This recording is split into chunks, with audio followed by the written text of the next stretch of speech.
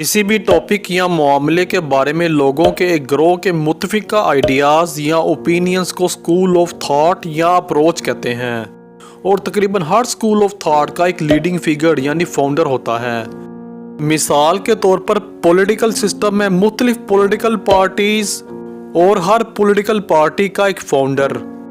इसके अलावा तमाम पॉलिटिकल पार्टीज के मेंबर्स के दरमियान मुख्तलिफ टॉपिक्स पर सेम आइडियाज़ या व्यूज़ पर मुत्तफिक होना। अगर साइकोलॉजी में स्कूल्स ऑफ थॉट या अप्रोचेस की बात की जाए तो साइकोलॉजी में 7 major schools of thoughts exist करते हैं, जिनमें number 1 structuralism, number 2 functionalism, number 3 behaviourism approach, number 4 gestalt psychology, number 5 psychodynamic perspective, number 6 humanistic psychology और number 7 cognitive psychology. In this video, we will study first 3 schools of thoughts and differences among them. Now let's study these schools of thoughts or perspectives. Number 1 structuralism. Structuralism school of thought की बुनियाद 1879 में Wilhelm won't ने लीप्जिग university Germany में रखी, लेकिन 1898 में won't के एक वफादार स्टूडेंट E.B. टिचनर ने स्ट्रक्चरलिज्म टर्म को पहली बार इंट्रोड्यूस किया और कॉर्नेल यूनिवर्सिटी अमेरिका में स्ट्रक्चरलिज्म स्कूल ऑफ थॉट को फॉर्मली एस्टैब्लिश किया। Definition of structuralism school of thought. Structuralism is an early school of thought that attempted to discover basic structures of mind।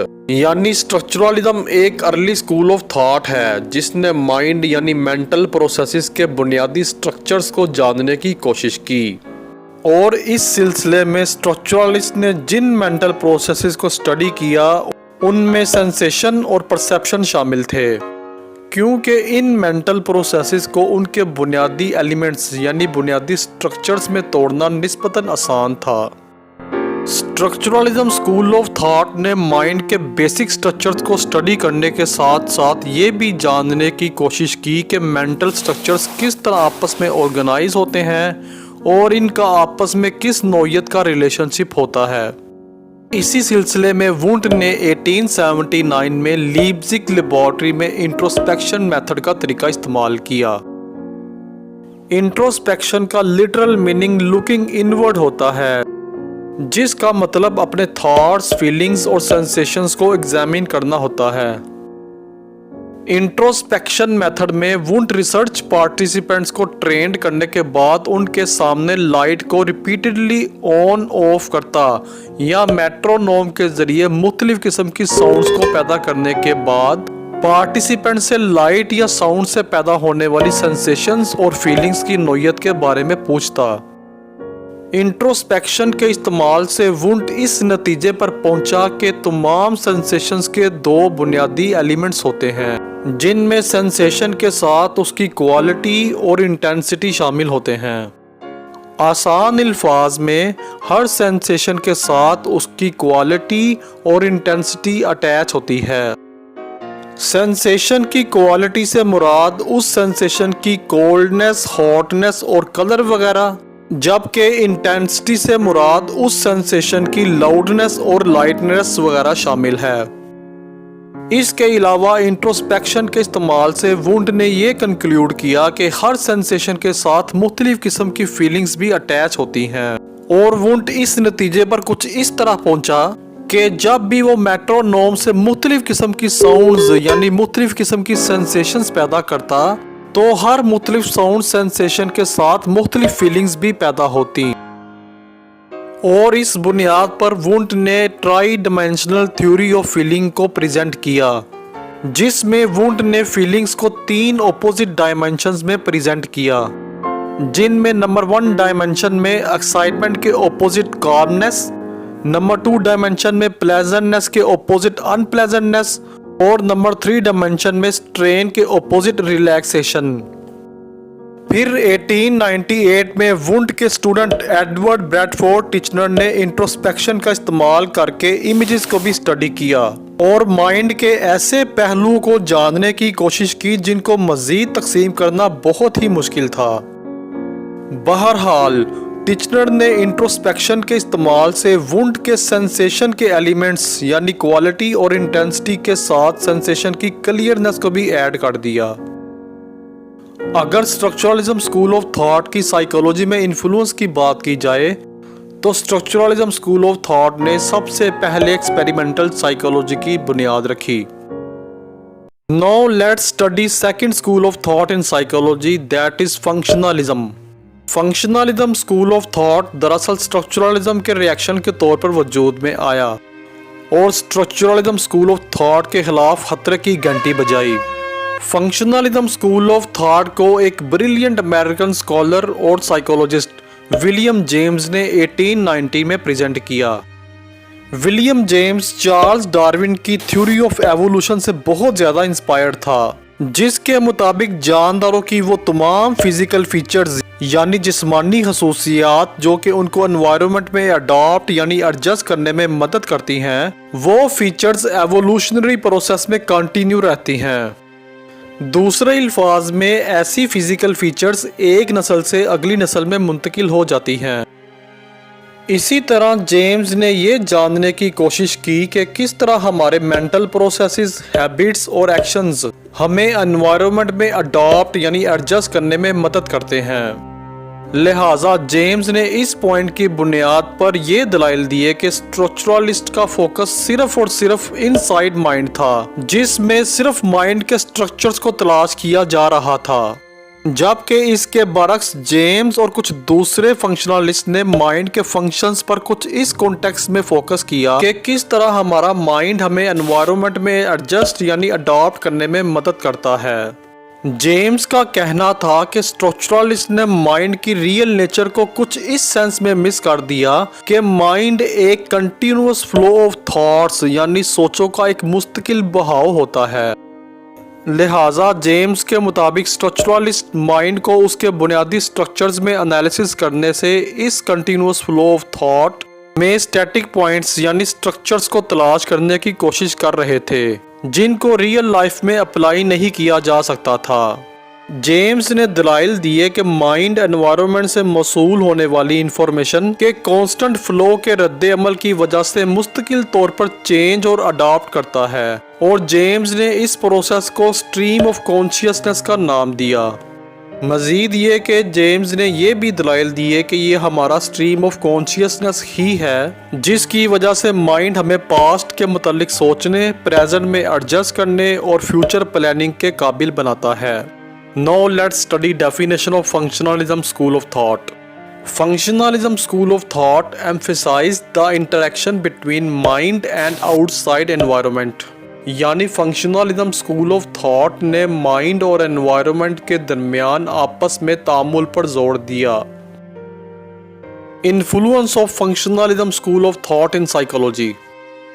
William James के mind के functions पर focus ने psychologist को ना सिर्फ इस कॉन्टेक्स्ट में एनकरेज किया कि ये मेंटल फंक्शंस किस तरह हमारे एडवांटेज के लिए काम करते हैं, बल्कि ये मेंटल फंक्शंस किस तरह पर्सन टू पर्सन यानी एक दूसरे शख्स से मुख्तलिफ होते हैं।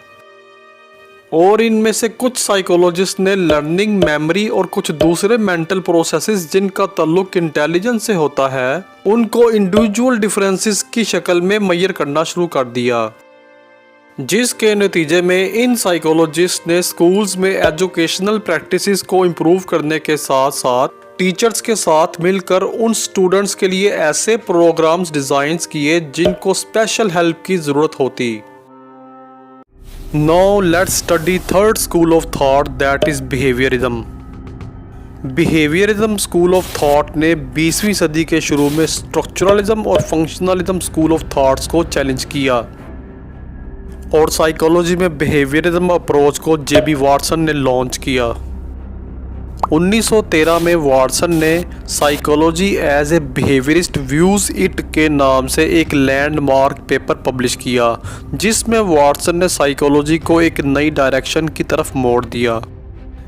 वाटसन ने अपने इस पेपर में दलाइल दिए कि इंट्रोस्पेक्शन तकनीक से हासिल होने वाली इंफॉर्मेशन बाइस्ड और डिस्टॉर्टेड यानी टूटी फूटी शक्ल में होती, लिहाजा इंट्रोस्पेक्शन से हासिल होने वाले रिजल्ट्स को दूसरे साइकोलॉजिस्ट्स साइंटिफिकली वेरीफाई नहीं कर सकते थे। आसान अल्फाज में इंट्रोस्पेक्शन से मिलने वाले रिजल्ट्स पर साइकोलॉजिस्ट का आपस में एग्री होना मुश्किल होता था। लिहाजा वाटसन ने इंट्रोस्पेक्शन टेक्निक में कमी होने की वजह से इसे साइकोलॉजी में रिजेक्ट कर दिया। यहाँ पर वाटसन ने एक अहम पॉइंट को हाईलाइट किया कि साइकोलॉजी को साइंटिफिक साइंस होना चाहिए और साइकोलॉजिकल डाटा को दूसरी साइंसेस की तरह ओपन टू पब्लिक इंस्पेक्शन होना चाहिए, जिसको दूसरे साइकोलॉजिस्ट भी वेरीफाई कर सकें, जैसा कि फिजिक्स, केमिस्ट्री और बायोलॉजिकल डाटा वगैरह। वाटसन ने दलाइल दिए कि बिहेवियर एक पब्लिक चीज़ है जिसको हम डायरेक्टली ऑब्जर्व कर सकते हैं, चाहे वो बिहेवियर वर्बल, कुछ ख़ास एक्ट्स या जनरल मैनरिज्म हो। इसके बरअक्स वाटसन के मुताबिक माइंड एक बहुत ही प्राइवेट चीज़ है जिसको हम डायरेक्टली ऑब्जर्व नहीं कर सकते, जैसा कि थिंकिंग, फीलिंग्स, इमोशंस वगैरह। लिहाजा वाटसन ने साइकोलॉजी में से माइंड की हर तरह की स्टडी को एक्सक्लूड यानी खारिज कर दिया और इसी पॉइंट की बुनियाद पर वाटसन ने स्ट्रक्चरलिज्म और फंक्शनलिज्म स्कूल ऑफ थॉट्स को भी रिजेक्ट कर दिया, क्योंकि इन दोनों स्कूल्स ऑफ थॉट्स ने सिर्फ और सिर्फ माइंड की स्टडी पर फोकस किया। वाटसन ने अपने पेपर में बोल्डली स्टेट किया कि साइकोलॉजी को ऑब्जेक्टिव एक्सपेरिमेंटल रिसर्च होना चाहिए, जिसका मकसद ऑब्जर्वेबल बिहेवियर को एनालाइज करने के साथ साथ इस बात पर भी फोकस करना चाहिए कि किस तरह बिहेवियर को प्रिडिक्ट और कंट्रोल किया जा सकता है। दरअसल वाटसन अपने नज़रियात पर कुछ इस तरह पहुंचा कि उसने रियलाइज़ किया कि वो एनिमल्स के बिहेवियर को डायरेक्टली ऑब्जर्व तो कर सकता था, लेकिन वो उन एनिमल से ये क्वेश्चन नहीं कर सकता था कि वो क्या सोच रहे हैं। इसकी बजाय वाटसन ने सिंपली स्टिमुलाई और रिस्पॉन्सेस के दरमियान रिलेशनशिप को ऑब्जर्व किया। स्टिमुलाई से मुराद एनवायरनमेंट्स में होने वाले इवेंट्स और रिस्पॉन्सेस इन इवेंट्स के नतीजे में बिहेवियर की शक्ल में अपीयर होते हैं। और जल्द ही वाटसन ने रशियन फिजियोलॉजिस्ट आइवन पावलोव के कंसेप्ट ऑफ कंडीशनिंग को अडॉप्ट कर लिया, जिसके मुताबिक एक कंडीशन रिस्पॉन्स यानी एक कंडीशनड बिहेवियर एनवायरमेंटल स्टिमुलस के नतीजे में एक लर्नड रिएक्शन होता है। Now let's study definition of behaviorism approach. The behaviorism approach emphasizes the objective scientific analysis of observable behaviors. यानी behaviorism approach observable behaviors के objective और scientific analysis पर फोकस करती है। B.F. स्किनर को behaviorism approach का सेकंड अर्ली चैंपियन भी कहा जाता है। स्किनर का मानना था कि एनवायरनमेंट से मिलने वाले रिवार्ड्स और पनिशमेंट्स हमारे बिहेवियर्स को कंट्रोल करते हैं, और उसने लर्निंग प्रोसेस को स्टडी करने के लिए एक चैम्बर को क्रिएट किया जिसे कंडीशनिंग चैम्बर या स्किनर बॉक्स भी कहा जाता है। इस बॉक्स के जरिए स्किनर एनिमल्स को स्टिमुलाई प्रेजेंट करके उनके रिस्पॉन्सेस को रिकॉर्ड कर सकता था, और स्किनर ने लर्निंग के मुतालिक कई आइडियाज़ रैट्स और पिजन्स पर काम करने से डेवलप किए।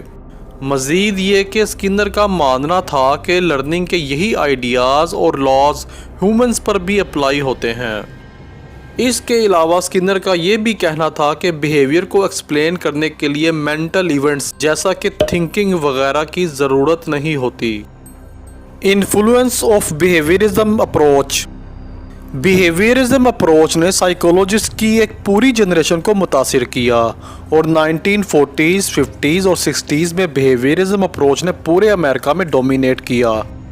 इस दौरान साइकोलॉजिस्ट ने कंडीशनिंग की टेक्निक्स को क्लासरूम टीचिंग को इम्प्रूव करने के साथ साथ साइकोलॉजिकल डिसऑर्डर्स के ट्रीटमेंट के लिए भी अप्लाई किया, और इसी दौरान बिहेवियरिस्ट कंडीशनिंग की प्रैक्टिकल एप्लीकेशंस को भी फाइंड कर रहे थे, जिनमें से अक्सरियत को आज भी इस्तेमाल किया जा रहा है।